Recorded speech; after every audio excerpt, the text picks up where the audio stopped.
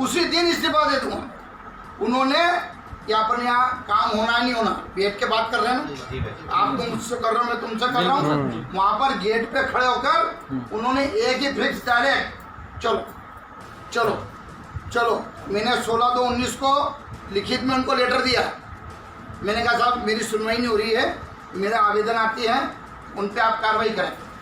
नहीं सुना। फिर मैं दिग्विजय सिंह जी के पास गया। मैंने कहा साहब मेरी सुनवाई नहीं हो रही है, मेरी बात को सुना जाए। उन्होंने नहीं सुना। फिर मैं दिल्ली गया सिंधिया जी के पास कि मेरी बात को सुना नहीं जा रहा है। मेरे को नहीं पता मुझसे ज़्यादा दुखी वो बैठे, मैं तो दुखी था, पर बाद में मालूम पड़ा कि वो मुझसे ज़्यादा दुखी है। फिर जब लौट के आया 7वें महीने में फिर मैंने कमलनाथ जी को लेटर दिया कि साहब मेरी सुनवाई नहीं हो रही है, मेरे को टाइम दिया जाए। विधानसभा विधायक दल की मीटिंग में मैंने माइक में सब विधायकों के बीच में बोला कि साहब कम से कम 5 मिनट मेरी बात को सुना जाए। और आखिरी बार जब मैं गया, जब ये कांड हुआ उसके आखिरी बार जब मेरा एक तो जो आवेदन आते थे उनको देने के लिए, एक सीतामऊ कैंपुर सिंचाई योजना और दूसरा था सेदरा करनाली का डैम, मेरे लिए इस क्षेत्र के लिए विकास। और आप लोगों के जो आवेदन आते थे बार बार देखा, वो कितना करते थे, आवेदन मेरे से खड़े खड़े लिया, फोटो खिंचाया और कहते चलो चलो। आवेदन लिया, फोटो खिंचा और चलो चलो।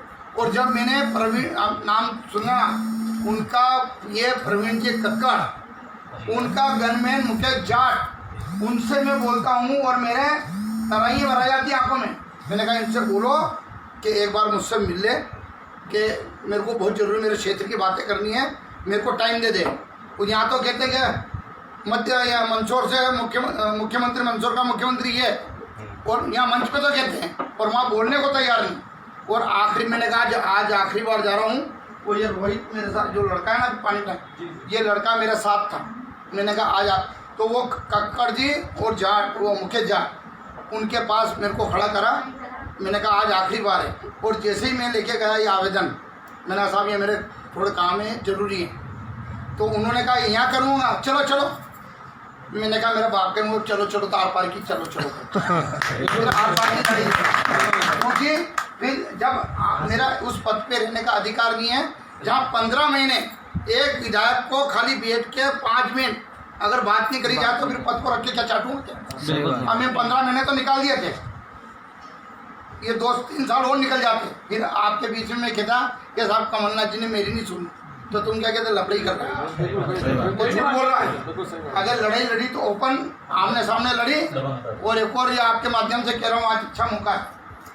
हरदीप सिंह को ऐसा भारत में कोई रुपया नहीं मिला जो हरदीप सिंह ढंग को कोई खरीद सके, कि 25 करोड़ 35 करोड़ 50 करोड़ 65 करोड़ ये जो कह रहे हैं ना, ये जो कह रहे हैं। जब मैं बेंगलोर में गया था, मैंने डंके की चोट पे कहा था कि अगर ये रुपये लिए हैं तो तुम्हारी सरकार है, मेरे यहाँ छापे डालो, कार्रवाई करो, जेल के अंदर डालो, मेरे यहाँ रिश्तेदारों के यहाँ छापे डालो, जहाँ तुम्हारी गुप्त एजेंसी है वहाँ पर कार्रवाई करना चाहिए कि नहीं करना चाहिए? इसकी सरकार गिर गई है और वगैरह ऐसा हो गया, और तुम कार्रवाई नहीं कर रहे हो तो तुम्हारा सरकार को रहने का अधिकार नहीं है। अरे 2-4 लाख रुपए की चोरी हो जाती है ना, तो अपन रिपोर्ट करा के आते हैं तो सरकारी कुत्ते ढूंढ के ले आते हो कि गुल्लक यहाँ पड़ी ना, वहाँ पर वो पड़ी वो, और यहाँ करोड़ों रुपए की बात है, तुम्हारी सरकार जारी है और तुम कार्रवाई नहीं कर रहे हो, तो तुम्हारी जैसी सरकार नहीं फिर। तो ये जो हरदीप सिंह ढंग के ऊपर आरोप जो लगा रहे हैं, बता दो कौन लगा रहे हैं? जिनको नेता बनना, जिन्होंने आज तक मतलब कांग्रेस को वोट नहीं दिया, वो मुझसे कह रहे हैं कि ये गद्दारी तो वो होती है जो पार्टी में लेके पार्टी के छुटा ग्रुप या तो ओपन पंगा लिया, ओपन के तुम्हारे रास्ते में मेरे रास्ते।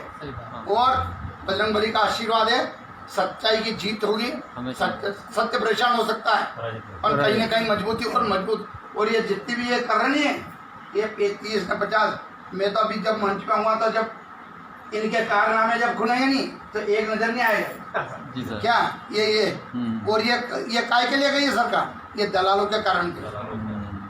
जब मेरे जैसा आदमी को 3-3 4-4 महीने वहाँ आवेदन मंत्रियों का देने पड़ते हैं, तो वो तो काम एक तरफ रह जाते हैं, और दलाल हमारा लेटर वही दलाल ले जाए तो 5 दिन में करा के ले आता है। तो ये जो दलालों से घिर गई थी सरकार, और जो ये तो ठीक है। और एक और 2-3 चीज़ें और बताता हूँ। 2 लाख रुपए ऋण माफ़ी कहा था, कहा था कि 2 लाख रुपए माफ़ कर देंगे। और कहा कि हड़ती भाई सरकार नहीं गिरती है तो 2 लाख रुपए माफ़ हो जाते। ये भी बोल रहे हैं लोग, सरकार नहीं गिरती तो 2 लाख रुपए। एक बात बता दूं आपको, 2 लाख रुपए ऋण माफ़ी 1 2 3 4 5 6 7 8 9 10 दिन 10 महीने 15 महीने।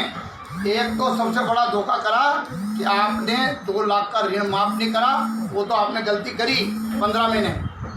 दूसरी गलती करी कि आपने उन किसानों का लेन देन नहीं होने के कारण उनका बीमा नहीं हो पाया। बीमा अभी लाखों रुपए का बीमा आएगा, उनको बीमा नहीं मिलना।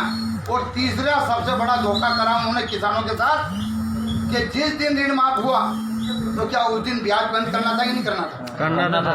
उसी दिन से ब्याज बंद होना था ना। हाँ। और तीसरा सबसे जो अनदेखा बिना बताए जो अंधेरे में रखा, मैंने कहा था कि साहब इसका ब्याज तक तुम चुप रहो, और ब्याज आज उनको 40-40 हज़ार रुपये 50-50 हज़ार रुपये एक तो मूल गया, बीमा गया, और उसके बाद ये जो अंधेरे में रखकर ब्याज लगा दिया। उसी दिन जिस दिन ऋण माफ था उसके बाद ब्याज लगना था, नहीं लगना था। तो ये धोखा सबसे बड़ा दिया। और एक और बात बता दूं, 1 लाख रुपए जो हरदीप सिंह डंग ने प्रमाण पत्र बांटे थे सीतामऊ में, अभी तुम कह रहे हो 2 लाख माफ हो जाते, इस पे बता रहा हूँ कि 1 लाख रुपए का जो ऋण दिया था उसके रुपए सरकार ने आज तक सोसाइटी और बैंकों में जमा नहीं करे। तो क्या 2 लाख रुपए माफ करते? तो ये जो लफड़ियाँ चल रही ना ये, और एक और मैंने भी कहा था सबके शंभू माफ कराना, है नहीं कि शंभू माफ, शंभू खूब बोले थे। आज उन गरीबों के समूह के मूल भी बाकी और ब्याज अलग ब्याज चल रहा है। उन्होंने कहा था कि 4,000 रुपये युवाओं को बता देंगे। ये बात तो उठाऊँ क्या आज? अच्छा, किसी को मिला 4,000 रुपये? नहीं मिला। उन्होंने कहा था 5 रुपये प्रति लीटर दूध के हम बोनस के देंगे। किसी किसान को मिला? नहीं मिला। वो लैपटॉप जो फर्स्ट आते तो उनको लैपटॉप मिला? नहीं मिला। उन्होंने कहा स्कूटी देंगे यार, तुम तो लैपटॉप भी खा गए। तो स्कूटी भी देने की बात, मतलब ऐसी जो बातें करी थी लगातार, अगर हरदीप सिंह खाली डंग पद लेके बैठ जाए और संघर्ष नहीं करे तो फिर मेरे पद पर रहने का कोई मजा नहीं था। तो इसलिए सत्य की लड़ाई लड़ी, और बजरंगबली सत्य के सामने जानता हूँ कि ताकत भी मेरे को वही देते हैं। तो इसलिए आपकी लड़ाई भी दमनता से लड़ूंगा, और ये जो लड़ाई लड़ी है सच्चाई के लिए लड़ी है। और ये जो 2 4 15 जो 226 जो दिन रात रो रहे हैं, भगवान ये रोते ही रहेंगे। सत्य की जीत होगी।